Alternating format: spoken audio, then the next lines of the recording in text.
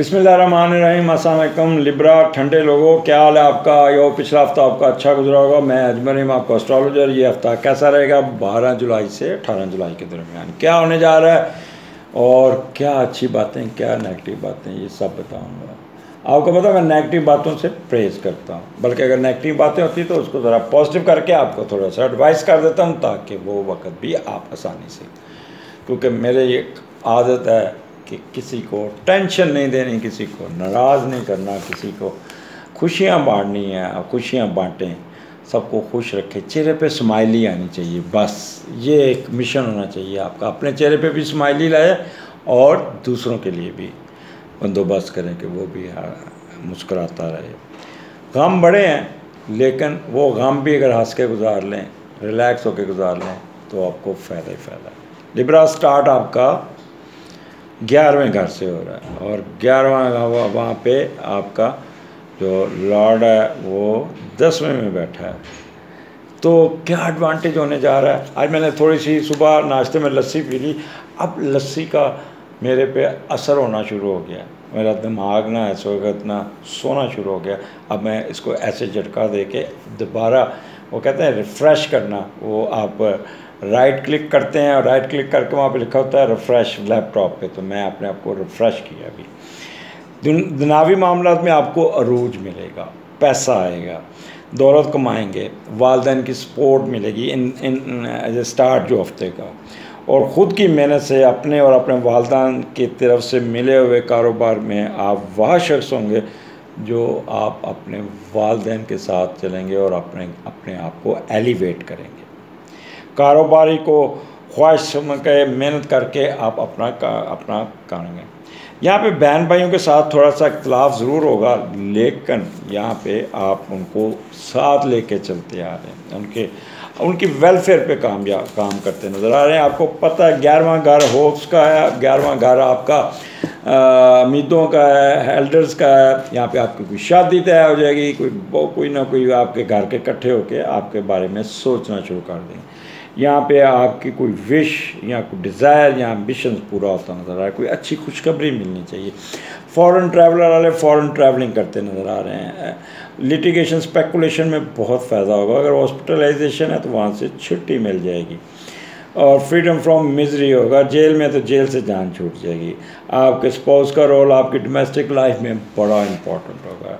आपको यहाँ पे आपके अंदर एक ताकत होगी, रोबस्ट होंगे, एक्टिव माइंड होगा और हाईली इमोशंस होंगे, लेस कंट्रोल ओवर माइंड, और आपका love of beauty, romanticism, cool minded, fashionable, lover of art, ये आपका अंदर एक क्या कहते हैं मिक्सचर सा होगा। गुस्सा भी आएगा, ठंड भी आएगी, एंजॉय भी करते नज़र आ रहे हैं और बड़ों की तरफ से एडवांटेज लेते भी नज़र आ रहे हैं, और यहाँ पे आपका उठान भी आ रही है। आगे चलते हैं। 13, 14, 12वें घर में मून है और इसका मीडिएटर जो है ना, वो इसका जो लॉर्ड है मरकरी, वो आपके 10वें घर में आ गया। जब 12वें का लॉर्ड 10वें घर में आता तो क्या होता है, आपकी कोई ऐसी पोस्टिंग आ सकती है किसी अच्छी जगह पे, अच्छी बड़े ओहदे पे, आपका स्टेटस बुलंद हो जाएगा, आपका फ़ायदा हो जाएगा, दुनियावी लिहाज से मजबूत होने के चांसेस हैं। यहाँ पे आपको नाजायज़ कामों से भी पैसे आ सकते हैं, कोई ना कोई ऐसा काम करेंगे जहाँ से आप कोई फ़ायदा उठा लेंगे। आप जो लोग जिनकी फैक्ट्री हैं या ये भी है वो भी काफ़ी उनको एडवांटेज मिलेगा। माशरे में दुनियावी लिहाज से आपको दौलत और असासों की बुनियाद पे आपको बहुत इम्पोर्टेंट मिलेगी। नाजायज़ पैसा बनाते हुए असासे आपकी शनाख्त होगी, तो इतना भी हाथ नहीं मारना कि आप कल को नैब पूछे पैसे आए कितों, चन्ना कितने गुजारी रात वे, तो इस किस्म के अपने आप देते हैं। तो लिहाजा इन केस आप अगर नाजायज़ काम में पढ़ रहे हैं तो थोड़ा सा थल्ले।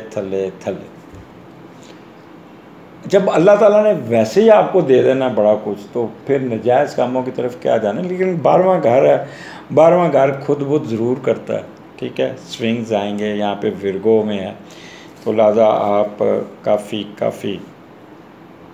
बेहतरी अखराजात बहुत करते नज़र आ रहे हैं। अननेसेसरी ईद की छुट्टियाँ हैं, ईद आ रही है, उस पर भी पैसे खर्च होते नज़र आते हैं।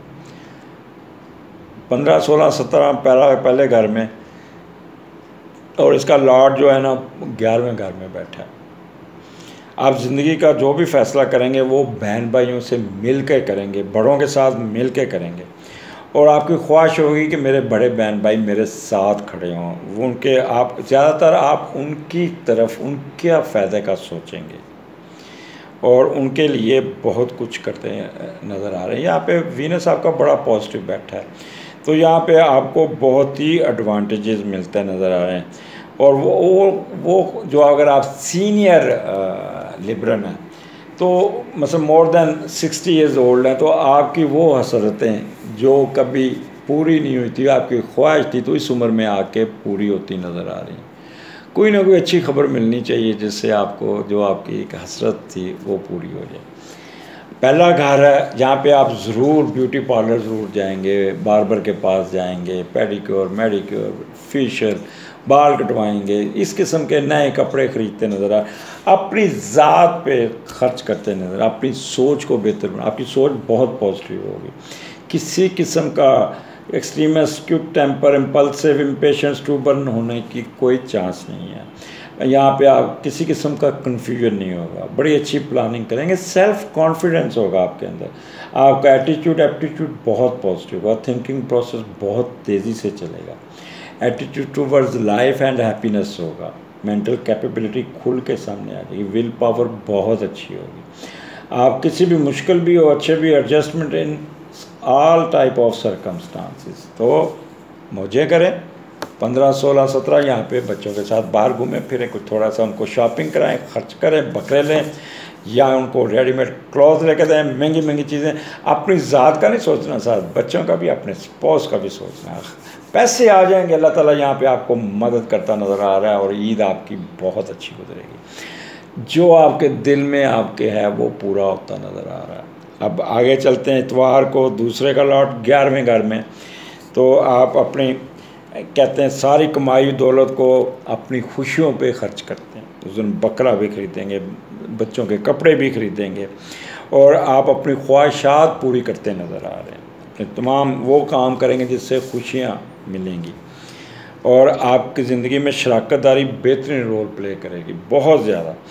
बड़े बहन भाई और बेगम के जानने वाले, गोया हर कोई आपकी मदद करेगा, आपके साथ खड़ा होगा, आपके साथ मुलाकातें होंगी, उनके साथ आपका मुकद्दर सुनारने की कोशिश करेंगे।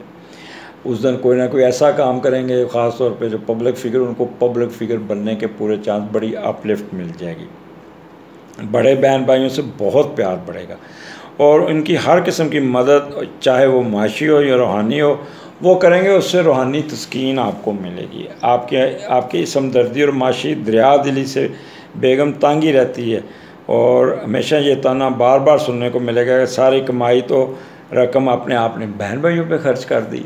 तो ये सुनने के लिए तैयार है ना, इसलिए बेगम का यह मुँह भी बंद रखिएगा, उसके लिए भी पैसे खर्च कर लें। बाज़ लोग बहुत ही कनिंग किस्म के होते हैं, छोटे दिल के, तो अपने घर वालों की खुशियाँ सारी खरीदेंगे, लेकिन जब बेगम आएगी ना, तो वो उस पर पता नहीं क्या है कि घर वाले माइंड ना कर जाएं, बुरा ना मानें। लेकिन एक चीज़ बता दूं कि अगर आप अपनी बीवी के हकूक़ नहीं अदा करेंगे तो क़यामत वाले दिन सबसे पहले पकड़ी आपकी आएगी। हुज़ूर पाक सल्लल्लाहु अलैहि वसल्लम जितना आप अपने स्पाउस का करते थे, वो किसी का नहीं करते थे। तो इसलिए उसको इग्नोर ना कीजिएगा, नहीं तो तैयार रहिएगा ताने सुनने के लिए। और हमेशा शराकतदारी या इन्वेस्टमेंट में बहुत फ़ायदा होगा। घूमते फिरते रहेंगे एक जगह पे, टिकते इतवार को नहीं बैठेंगे, और कोई ना कोई बकरा ये वो इस किस्म की चीज़ें ख़रीदते हुए आराम से शाम को नींद बहुत अच्छी आएगी। यहाँ पे एक चीज़ बता दूँ, शाम को ये ना सोचें कि मैंने इतना ख़र्च कर दिया। जितना खर्च करेंगे अल्लाह ताला उतना कंपनसेट भी कर देगा, इन शेप ऑफ खुशी, इनके हैप्पीनेस। ये हैप्पीनेस को तो आप कैलकुलेट ही नहीं कर सकते। खुश रहें, एंजॉय करें, यही ज़िंदगी है इसको, और यही टाइम है। और यहाँ पे एक चीज़, हुकूकुल आबाद को कभी इग्नोर ना कीजिएगा। नमाज़ें, मज़हब, ये सब अल्लाह ताला के हाथ में, ये अल्लाह ताला माफ़ कर देगा। बीइंग मुसलमान, एक चीज़ बता दूँ, मुसलमानों की लाइन में आपको खड़ा कर देगा। बट जब आगे जाके साहब होगा, हाँ जी इंसानियत के लिए क्या किया, दूसरों के लिए क्या किया, फलां बंदे का दिल तोड़ा, और आप तो वैसे भी दिल नहीं तोड़ते। आप लिबरल हुकूकुल बाद की बेसिस पे इंशाल्लाह ताला पुल सिरात पार कर देंगे। ये आपके अंदर इनबिल्ट चीज़ है कि आप दूसरों की मदद करके खुश होते हैं। मैंने लिब्रा पे बहुत रिसर्च की, बहुत रिसर्च की। मेरे फादर लिब्रा, मैं उनको बचपन से देखता आ रहा हूँ। वो कल मेरी जो भतीजी डॉक्टर जोआ कहती, अब्बू जी तो बस अपनी बिल्लियों को चिड़ियों को खाना खिलाने में लगे रहते हैं, खुद नहीं खाते, वो उनको खिलाते रहते। तो मैंने कहा बेटा मैंने बचपन से उनको देखा है। मेरी दादी भी यही करती थी, मेरे फादर भी यही करते हैं कि हम जब भी टूर पे जाते थे खाना खाने बैठना, तो सामने कोई कुत्ता बिल्ली आ रहे तो मेरे फादर ने सारे अपने खाने की बोटियाँ उनके आगे फेंक देनी, रोटियाँ फेंक दी। और मेरी जो दादी होती थी वो मुझे बताती थी कि शाम को वो उनको मस्जिद में भेजती थी, क्योंकि मुसाफिर तो नहीं ठहरा, और ये मेरे फादर की ड्यूटी होती थी कि मुसाफिरों को खाना खिलाना। तो लिब्रा में तो ये चीज़ कूट कूट के भरी हुई है दूसरों को मदद करने की।